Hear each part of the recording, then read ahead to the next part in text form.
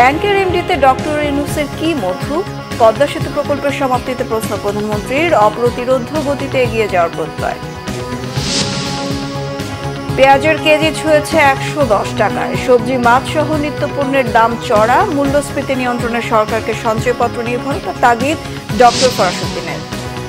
গাইবান্ধা, সিরাজগঞ্জ, টাঙ্গাইলে নদী ভাঙন, তলিয়ে গেছে নতুন নতুন এলাকা। সিলেটে বন্যা পরিস্থিতির কিছুটা উন্নতি। দাবার বোর্ডে মাথা ঘুরে লুটিয়ে পড়লেন বাংলাদেশের দ্বিতীয় গ্র্যান্ড মাস্টার জিয়াউর রহমান। খেলতে খেলতে মৃত্যু।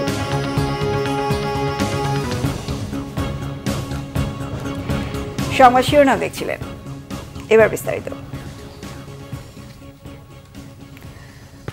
প্রধানমন্ত্রী শেখ হাসিনা বলেছেন, আত্মসম্মান বিক্রি করে নয়, নিজের টাকায় পদ্মা সেতু নির্মাণ করে বিশ্বের বুকে বাংলাদেশের মর্যাদা প্রতিষ্ঠা করেছেন।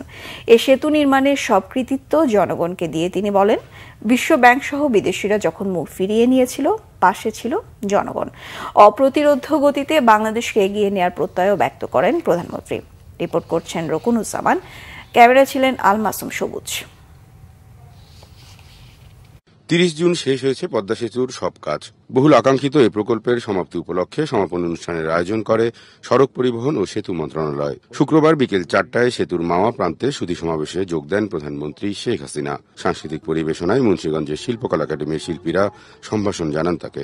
বঙ্গবন্ধু দিয়েছেন দেশ, তুমি দিলে পদ্মা সেতু। অনুষ্ঠানের শুরুতেই বক্তব্য রাখেন সেতু বিভাগের সচিব। পরে দেখানো হয় পদ্মা সেতু নির্মাণ নিয়ে প্রামাণ্য চিত্র। এরপর প্রকল্প পরিচালক শরীফুল ইসলামের সমাপনী উপস্থাপনা শেষে অনুষ্ঠানের সভাপতি সড়ক পরিবহন ও সেতু মন্ত্রী ওবায়দুল কাদের বক্তব্য রাখেন। অনুষ্ঠানে প্রধানমন্ত্রী বলেন, একটা ব্যাংকের এমডির পদের অনৈতিক দাবির জন্য পদ্মা সেতুর অর্থায়ন বন্ধ করেছিল বিশ্বব্যাংক। পদ্মা সেতু নির্মাণের পথে এমন নানা চ্যালেঞ্জ উঠে আসে শেখ হাসিনার বক্তব্যে। বলেন, বিদেশিরা যখন মুখ ফিরিয়ে নিয়েছিল, পাশে ছিল জনগণ। কি যে মধু আছে তা এখন যদি দেখেন তখন খোঁজ পাবেন। যখন লেবাররা মামলা করে, যখন ট্যাক্স ফাঁকি দেওয়ার মামলা হয়, যখন দুর্নীতির মামলা হয়, তখনই আস্তে আস্তে বেরোয় যাবে যে ওই এমডির পথে কি মধু আছে। আর গ্রামীণ ব্যাংকের সব যখন অডিট রিপোর্ট আসবে, আরও তথ্য বের হবে। এ ব্যাপারে কিছু বলতে চাই না, কিন্তু দেখা গেল যিনি ওয়ার্ল্ড ব্যাংকের প্রেসিডেন্ট মিস্টার জলিক, তার সাথে আমার পরিচয় ছিল।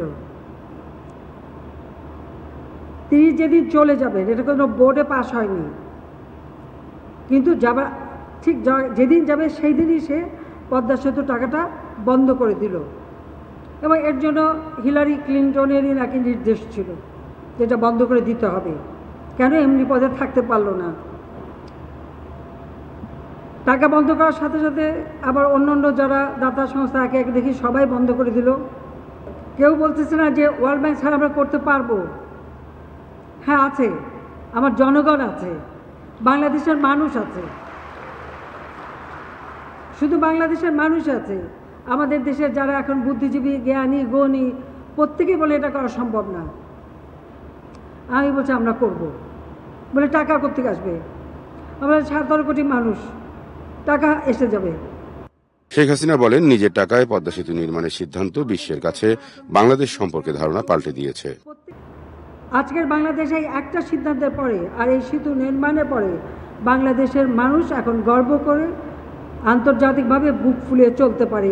এটাই সব থেকে বড় পাওয়া, যে লাখো শহীদের রক্তের বিনিময়ে অর্জিত আমাদের এই স্বাধীনতা আর ওই পতাকা আজকে সারা বিশ্বে গর্বের সাথে এগিয়ে যাবে।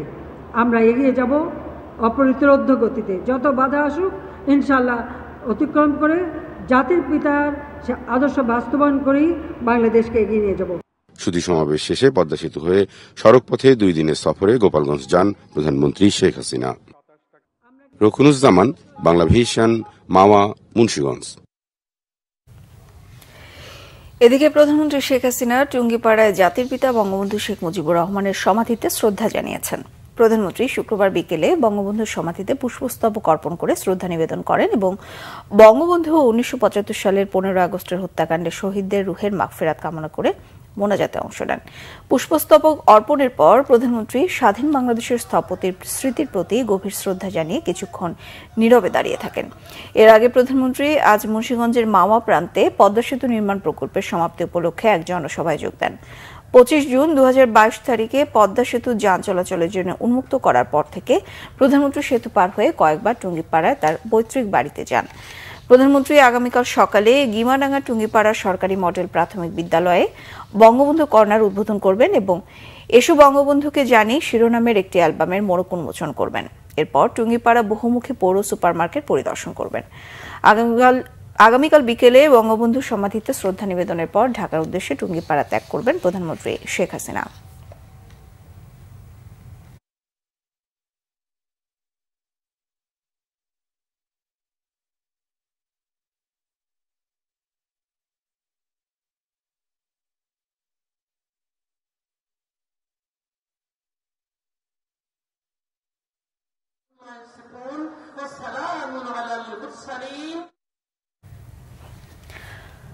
থামছেই না পেঁয়াজের ঝাঁজ, কেজিতে 10 টাকা বেড়ে বিক্রি হচ্ছে 110 টাকায়। অস্বাভাবিকভাবে বেড়েছে আলু, বেগুন সহ বেশিরভাগ সবজির দাম। দাম বাড়ার পেছনে বৃষ্টি ও বন্যার অজুহাত বিক্রেতাদের। কেজিতে 20 থেকে 50 টাকা বেড়েছে সব ধরনের মাছের দাম, তবে নতুন করে বাড়েনি মুরগির দাম।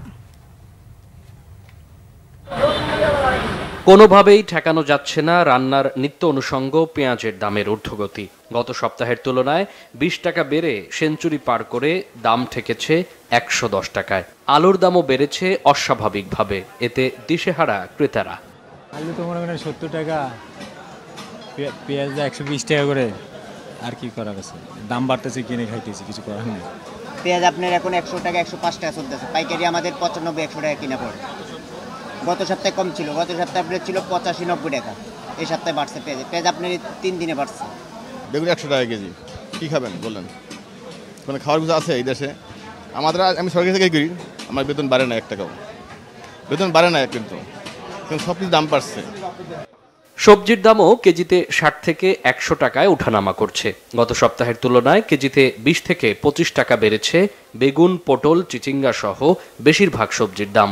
বৃষ্টির প্রভাবে আমদানি কমের অজুহাত বিক্রেতাদের। আমাদের বেতন বাড়ে নাই, কারো ইনকাম বাড়ে নাই, কিন্তু দ্রব্যমূল্য যে হারে বৃদ্ধি পেয়েছে সেই হারে জীবনযাত্রার মান অসহনীয় পর্যায়ে চলে গিয়েছে। বৃষ্টির আগে একটু দাম কমেছিল জিনিসপত্রের, বৃষ্টির পরে একটু বেশি দাম দেখা যায়। শাক সবজি তরি তরকারি সবই ঊর্ধ্বমুখী, মানে আমাদের ক্রয় ক্ষমতার বাইরে, হিমশিম খেতে হয়।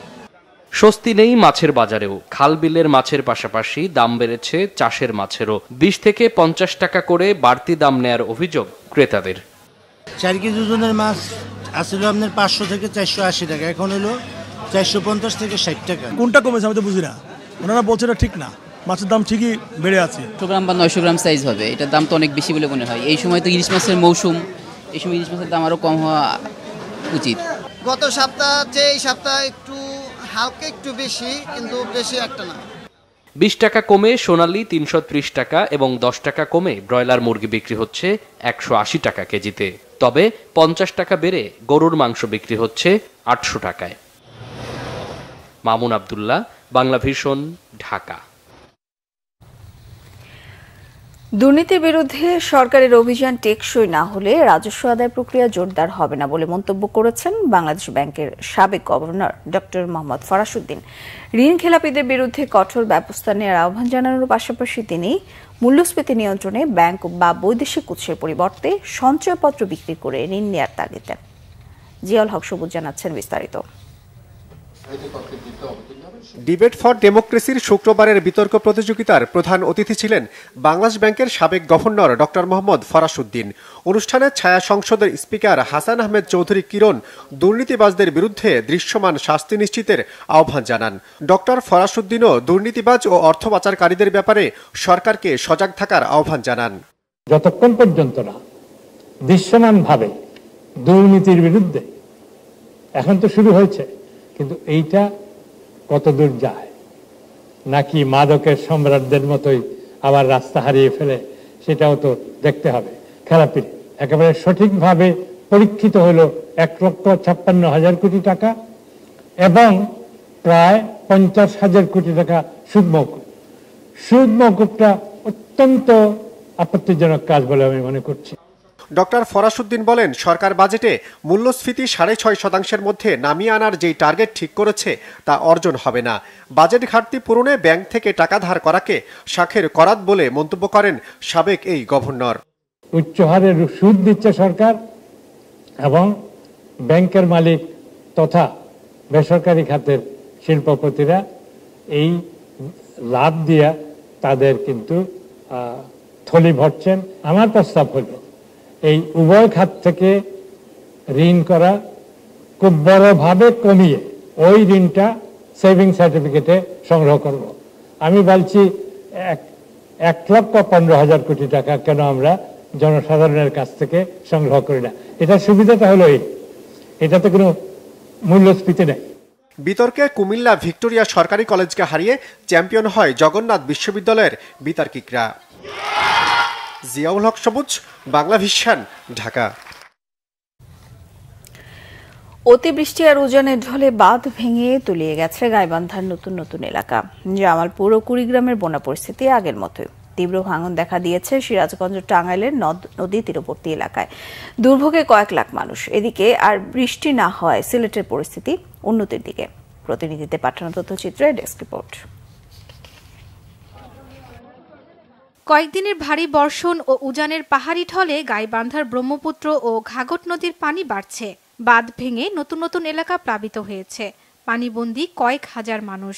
তবে তিস্তা ও করতোয়া নদীর পানি এখনো বিপদসীমার নিচে। তিস্তার পানি আবারও বাড়তে থাকায় তলিয়ে গেছে সুন্দরগঞ্জের হরিপুর, কাপাসিয়া, তারাপুরের বিভিন্ন এলাকা।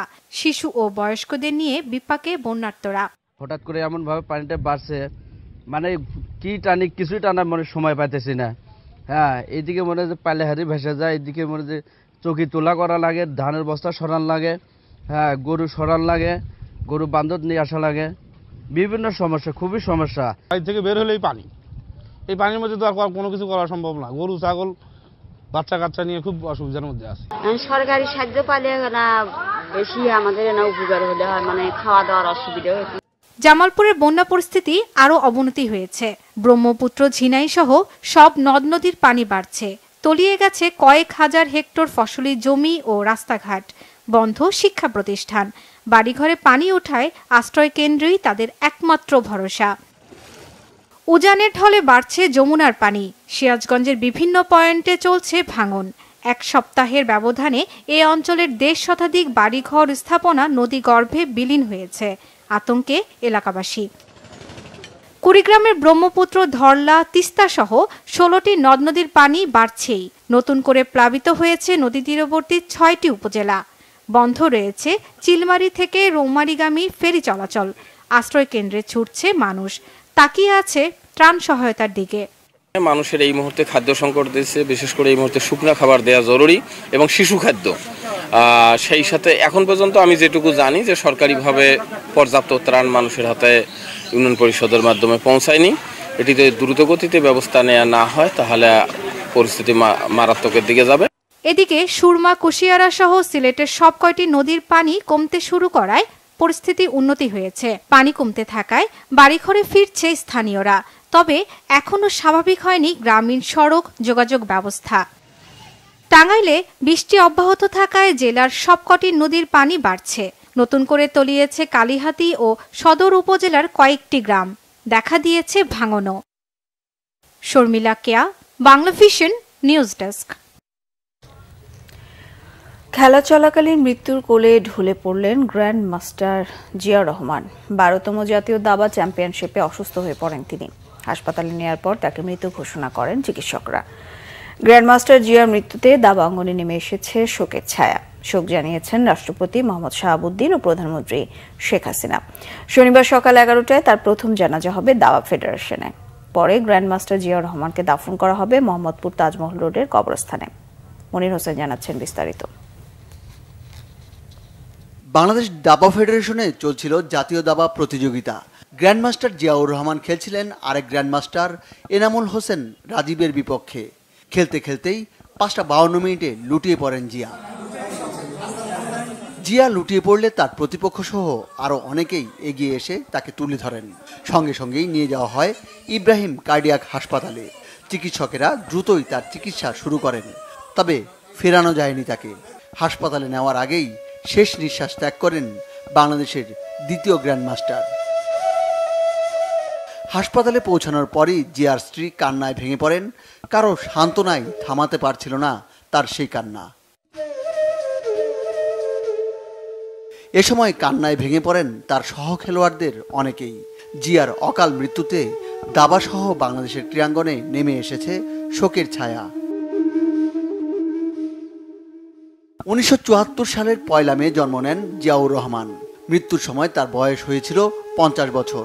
খুব অল্প বয়সেই দাবায় সুখ্যাতি অর্জন করেন জিয়াউর রহমান। 2002 সালে নিয়াজ মোরশেদের পর দ্বিতীয় বাংলাদেশি হিসেবে গ্র্যান্ডমাস্টার খেতাব অর্জন করেন জিয়া। বাংলাদেশের দাবার এই উজ্জ্বল নক্ষত্র পৃথিবীর মায়া ছাড়লেন দাবা বোর্ডেই। মনির হোসেন খান, বাংলা ভিশন, ঢাকা। নির্বাচনে ঐতিহাসিক বিজয় লাভ এবং যুক্তরাজ্যের প্রধানমন্ত্রী হিসেবে দায়িত্ব গ্রহণের জন্য লেবার পার্টির নেতা স্যার কিয়ার স্টারমারকে অভিনন্দন জানিয়েছেন প্রধানমন্ত্রী শেখ হাসিনা। শুক্রবার চিঠির মাধ্যমে অভিনন্দন জানান তিনি। চিঠিতে প্রধানমন্ত্রী শেখ হাসিনা যুক্তরাজ্যের নতুন প্রধানমন্ত্রীকে লিখেছেন, এই দায়িত্বহীন ম্যান্ডেট ব্রিটেনকে অগ্রগতি ও সমৃদ্ধির নতুন উচ্চতায় নিয়ে যাওয়ার এবং বিশ্বব্যাপী শান্তি জোরদার করার জন্য ব্রিটিশ জনগণের আস্থার সুস্পষ্ট প্রতিফলন। লন্ডনে বাংলাদেশ হাইকমিশন শেখ হাসিনার চিঠিটি যুক্তরাজ্যের নবনির্বাচিত প্রধানমন্ত্রীর কাছে পাঠিয়েছেন। দুই দেশের কল্যাণে 7 লাখের বেশি প্রাণবন্ত উদ্যোগী বাংলাদেশি প্রবাসীর অমূল্য অবদানকে কাজে লাগানোর প্রয়াস চালিয়ে যাওয়ার প্রত্যয় ব্যক্ত করেন প্রধানমন্ত্রী।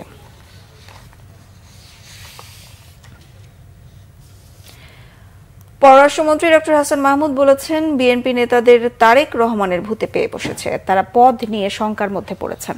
শুক্রবার বিকেলে নীলফামারীর সৈয়দপুরে রংপুর বিভাগীয় আওয়ামী লীগের বর্ধিত সভায় তিনি কথা বলেন।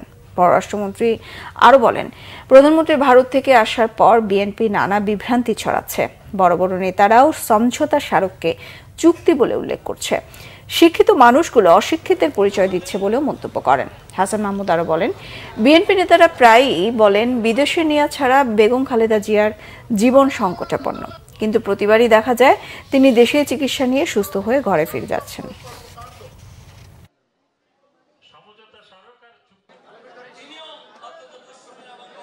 নানা ধরনের বক্তব্য রাখছে। প্রথমে বলল আমরা চুক্তি করে এসেছি, অথচ ভারতের সাথে এই যাত্রায় কোনো চুক্তি হয়নি।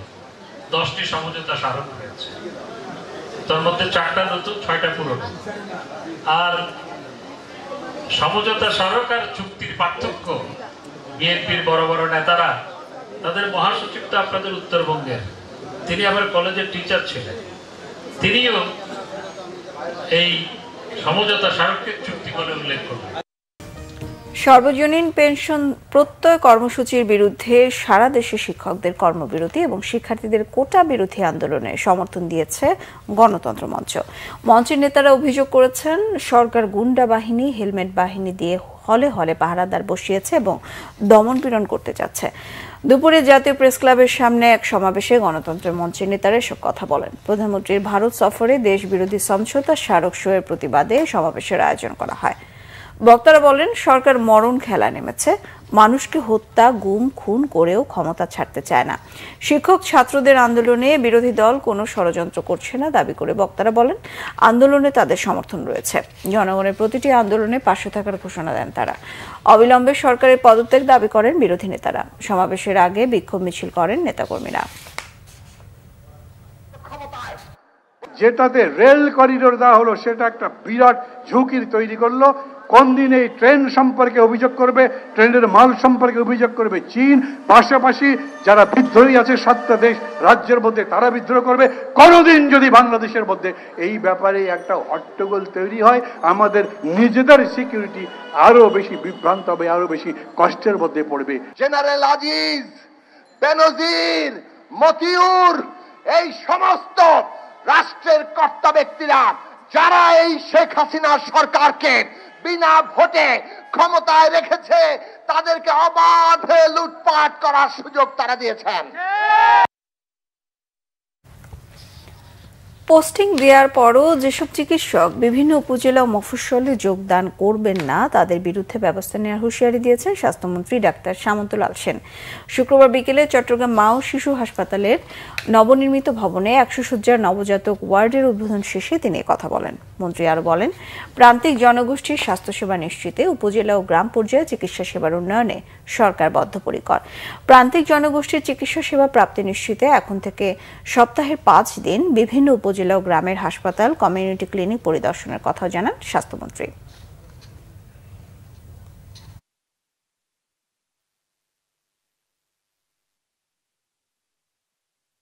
আমরা যদি ইউনিয়ন পরিষদ, কমিউনিটি সেন্টার, উপজেলা, ডিস্ট্রিক্ট হসপিটালগুলোকে স্বাবলম্বী করতে পারি, রোগীদের ঠিকমতো সেবা দিতে পারি, ঔষধপত্র, পরীক্ষা, চিকিৎসা, তাহলে আমরা এই বড় বড় শহরের এত ভিড় হবে না। এখন থেকে যেটা স্ট্যান্ডার্ড সেট আমরা তৈরি করছি ডাক্তারদের ক্যারিয়ার প্ল্যানিং, সেই ক্যারিয়ার প্ল্যানিংয়ে আমরা ডাক্তারদেরকে পোস্টিং দিব। যদি কেউ আমাদের যে নিয়মের মধ্যে পোস্টিং দেওয়ার পরে না যায় তাদের বিরুদ্ধে আমরা ব্যবস্থা নিব। ঠাকুরগাঁওয়ের বালিয়াডাঙ্গির নাগরভিটা সীমান্তে বিএসএফ এর গুলিতে মোহাম্মদ রাজু মিয়া নামে এক বাংলাদেশি নিহতের খবর পাওয়া গেছে। পুলিশ জানায়, নিহত মোহাম্মদ রাজু মিয়া উপজেলার গড়িয়ালি গ্রামের বাসিন্দা।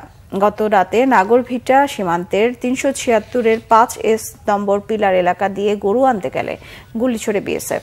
গুলিবিদ্ধ হয়ে ঘটনাস্থলে রাজু নিহত হন। নিহতের লাশ বিএসএফ এর কাছে রয়েছে। এই ঘটনায় সীমান্ত এলাকায় দুই দেশের বাহিনীর মধ্যে পতাকা বৈঠক ডাকা হয়েছে বলে জানিয়েছেন ঠাকুরগাঁও 50 বিজিবির অধিনায়ক লেফটেন্যান্ট কর্নেল মোহাম্মদ তানজির আহমেদ। ভিনদেশি মশলা গোলমরিচ চাষে সফল চট্টগ্রামের কৃষকরা। ফটিকছড়ি ও মিরসরাইয়ের দুর্গম পাহাড়ি এলাকায় গোলমরিচের 200 বাগানে ফলন দেখে হাসি মুখ ফুটেছে তাদের মুখে। প্রায় 100% আমদানিকৃত গোলমরিচের বাণিজ্যিক চাষে বিপুল সম্ভাবনা দেখছেন কৃষক সংশ্লিষ্টরা। চট্টগ্রাম থেকে নাসির উদ্দিনের রিপোর্ট, ক্যামেরা ছিলেন সাইফুল ইসলাম। মশলা জাতীয় অর্থকরী ফসল গোলমরিচ। ভিনদেশি এই মশলা কেবল খাবারকে সুস্বাদু করে না, বিভিন্ন ভেষজ ওষুধের সাথেও ব্যবহার হয়। কিন্তু দেশে এর উৎপাদন খুব কম, তাই এর চাহিদা মেটাতে ভরসা আমদানি। আমদানি নির্ভরতা কমাতে কৃষকদের গোলমরিচ চাষে উৎসাহ দিচ্ছে কৃষি বিভাগ এবং বেসরকারি সংস্থা। আগ্রহ দেখিয়েছেন চট্টগ্রামের পাহাড়ি এলাকার কৃষকরাও। 5 বছর আগে বাণিজ্যিকভাবে গোলমরিচের আবাদ শুরু হয় ফটিকছড়ি ও মিরসরাইয়ের পাহাড়ি এলাকায়। প্রায় 200 গোলমরিচের বাগান গড়েছেন চাষিরা। তবে কাঠবিড়ালির উৎপাত এবং পানির সংকট ভোগাচ্ছে চাষিদের। ফলনটা ভালো হলে তো আমার আর কষ্ট হবে না, আগের মতন আর কষ্ট করা লাগবে না, এই আশা করি আমরা এখানে ক্ষেতের মধ্যে এখন আসি। বড় গাছটাই একটু বেশি ধরে, আর গুলা কমে না। গাছ আছে আল্লাহ দিলে ইনশাল্লাহ, গাছ সপ্তাহে ধরলে প্রচুর হবে ইনশাল্লাহ, এটাতে কোনো আর সমস্যা নেই। মানে ছিঁড়ে গাছ থেকে শুকাই দিই, শুকানোর পরে এটাকে যখন আমরা বাজারে বিক্রি করি খুবই ভালো দামে বিক্রি করতে পারি, যে কারণে সেটা আয়ও করা যায়। করতে ভালো লাগে, ওই কার্টুন দূরে খাইলা যে এই কষ্ট। আর পানি নাই, পানি ওই বর্ষাকালে বহু কষ্ট করে, বর্ষাকালে তো লাগে না, হুদিনকালে পানির বহুত কষ্ট। গাছে গাছে বেয়ে ওঠে গোলমরিচের লতা। পরগাছা না হওয়ায় কোনো ক্ষতি করে না গাছের। রোপণের 3 বছরের মাথায় ফলন আসে। ফলন দেয় 25 বছর পর্যন্ত। একটি পূর্ণবয়স্ক গাছ থেকে বছরে 8 কেজি পর্যন্ত গোলমরিচ পাওয়া যায়। কৃষি সম্প্রসারণ অধিদপ্তর এবং এনজিও সংস্থা আপকা একসাথে সমন্বিতভাবে মাঠ পর্যায়ে কৃষকদের মাঝে সম্প্রসারণের চেষ্টা করছি। বিভিন্ন ধরনের রোগ ব্যাধি এবং এটা রোপণ পদ্ধতি কোন জায়গায় লাগালে ভালো হয়, এরকম বিভিন্ন ব্যবস্থাপনা নিয়ে আমরা ওনাদের সাথে একই সাথে ট্রেনিংয়ের আয়োজন করি এবং কৃষকদেরকে হাতে কলমে শিখাই। চাষিদের কারিগরি ও অর্থ সহায়তা দিচ্ছে সরকারি সংস্থা পিকেএসএফ এবং বেসরকারি উন্নয়ন সংস্থা অপকা। পাহাড়ি এলাকায় গোলমরিচের একটা ব্যাপক হারে করাইতে পারি, তাহলে আমাদের আর আমাদের ইম্পোর্ট করতে এবং আমাদেরকে এক্সপোর্ট করতে পারবো। আরেকটা, এটার মধ্যে এত জাত আমাদেরটা, বিদেশি যে গোলমরিচ ওটা থেকে এটার তুলনা হয় না। এটা অতিমাত্রা জাত এই গোলমরিচটা। এটা আমরা প্রথম বাণিজ্যিকভাবে চাষ করেছি, এর আগেও প্রথম বাংলাদেশে গোলমরিচ চাষ অপকা করেছে। এটা এটা এটা কোনো উদ্যোক্তা বা সরকারও বাণিজ্যিকভাবে চাষ করতে পারেনি। আমদানি নির্ভরতা কমাতে চট্টগ্রামে গোলমরিচ চাষ ভূমিকা রাখবে বলছেন সংশ্লিষ্টরা। Bangla vision news desk. নির্মাণ কাজ শেষের 10 দিনের মাথায় হাতের টানে উঠে যাচ্ছে সড়কের পিচ। সড়কের বেহাল দশায় ক্ষুব্ধ পটুয়াখালীর মহিপুরের মানুষ। তাদের অভিযোগ, নিম্নমানের নির্মাণ সামগ্রী ব্যবহারের কারণে এমন অবস্থা। এলজিডি অফিসের উদাসীনতা ও ঠিকাদারদের গাফিলতিকে দুষছেন তারা। সড়কটি ফের সংস্কারের নির্দেশ দেওয়া হলেও টেকসই নতুন সড়ক চায় স্থানীয়রা। কুয়াকাটার প্রতিনিধি জহিরুল ইসলাম মিরনের তথ্য ছবিতে ডেস্ক রিপোর্ট। 10 দিন আগেই শেষ হয়েছে মহিপুর সাগর সিনেমা হল থেকে নিজামপুর খেয়াঘাট পর্যন্ত 3.3 কিলোমিটার সড়কের কাজ। এর মধ্যেই ধরেছে ফাটল, উঠে গেছে বিটুমিন, কোথাও কোথাও মিশে গেছে মাটির সাথে। 1,33 লাখ টাকা ব্যয়ে এই সড়কের নির্মাণ কাজ করে শহীদুল এন্টারপ্রাইজ নামের একটি ঠিকাদারি প্রতিষ্ঠান। তালতলির সাথে যাতায়াতের অন্যতম এই রাস্তায় এখন মোটরসাইকেল, অটোরিকশার মতো হালকা যান চলাচল করলেও রাস্তা দেবে যায়। স্থানীয়রা বলছেন, সড়ক সংস্কারের নিম্নমানের সামগ্রী ব্যবহার হয়েছে। অনিয়মের বিষয়ে কথা বললেই দেখানো হতো মামলা হামলার ভয়। ম্যানেজার আসলে যে এই রাস্তায় যে দায়িত্ব আলে হেদি ডাকলইছি পর আমার বিভিন্ন ভাষা খারাপ করে কথা কইছে। আমরা এই বন্ধ করছি এই জন্য আমাকে কইছে তোমাকে ছবি দিলে নিস কন্ট্রাক্টর এই আলামিন নাকি এই করছে হওয়া দেয় না ইদারে পাড়া দিলে ড্যাপ ড্যাপ করে। অনিয়মের চিত্র বেরিয়ে আসায় রাস্তা পরিদর্শন করে ফের সংস্কারের আশ্বাস দিয়েছে উপজেলা প্রশাসন। ঠিকাদারি প্রতিষ্ঠান দায় চাপিয়েছে সাব কন্ট্রাক্টরের ওপর। শেষের দিনে কাজটা করছে, আমরা হয়তো বা তদারকি করতে পারি না। আমরা অনেক সময় মিস্ত্রি বা সাব কন্ট্রাক্ট যারা থাকে তাদের উপর নির্ভরশীল থাকি। তো ওনারা এই কাজটাকে তাড়াহুড়ো করে করার কারণে ওইসব জায়গায় একটু ত্রুটি পরিলক্ষিত হয়েছে, সেটা আমরা এখন ঠিক করে দেবো। ভারী বর্ষণের কারণে রাস্তার কিছু জায়গায় ক্ষতি হয়েছে এবং তার সম্পূর্ণ বিল আমরা পরিশোধ করিনি, তার জামানত আমাদের কাছে রয়েছে। এই ভারী বর্ষণটা শেষ হলেই শুকনো একটু রৌদ্রতাল আবহাওয়া হলে এই রাস্তাটি সে দ্রুত মেরামত করে দেবে। এই বিষয়ে ক্যামেরার সামনে কথা বলতে রাজি হননি কলাপাড়া উপজেলা প্রকৌশলী সাদিকুর রহমান, ক্ষুব্ধ স্থানীয় জনপ্রতিনিধি। অত্যন্ত নিম্নমানের কাজ হয়েছে এবং হাত দ্বারা পিচ উঠে যাচ্ছে এই বর্ষায়। এই ব্যাপারে উপজেলা ইঞ্জিনিয়ারকে আমি ফোন করে জানাই, তিনি আমাকে জানান যে এসব দুর্বলতার জন্য এই কাজটা হয়েছে। আমি এসবকে কৈফিয়ত দেওয়ার সুপারিশ দেওয়ার জন্য বলছি।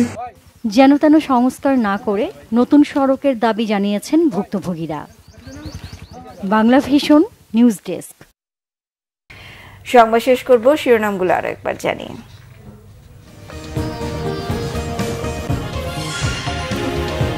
ব্যাংকের এমডিতে ডক্টর ইউনূসের কি মধু? পদ্মা সেতু প্রকল্পের সমাপ্তিতে প্রশ্ন প্রধানমন্ত্রীর। অপ্রতিরোধ্য গতিতে এগিয়ে যাওয়ার প্রত্যয়।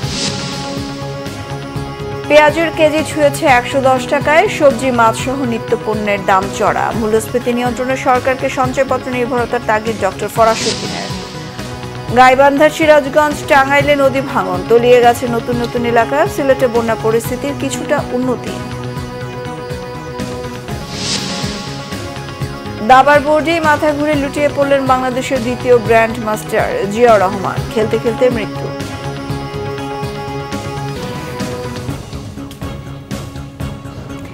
এই ছিল এখনকার মতো। পরের সংবাদ রাত 1টায় দেখার আমন্ত্রণ রইল। এছাড়া বাংলা ভিশন সংবাদের সংবাদ সংশ্লিষ্ট অনুষ্ঠান দেখতে ভিজিট করুন www.bbnews24.com ও facebook.com/banglavisionnews। সাবস্ক্রাইব করুন youtube.com/banglavisionnews। সঙ্গে থাকায় ধন্যবাদ সবাইকে।